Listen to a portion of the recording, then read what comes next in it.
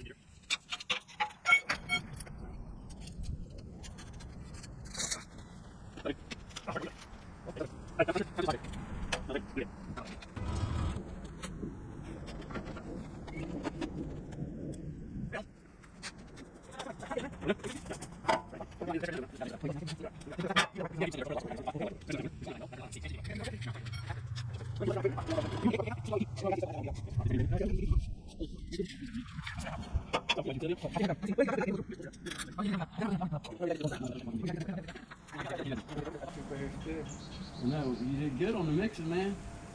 She said there was the animal all over. What's this? Hey, and for those people that don't know, this is my Scrapman Ray. Say hi, Ray. Hi. You're on camera. Oh, how you doing? Don't panic yet. I didn't know I'm on camera, Ron.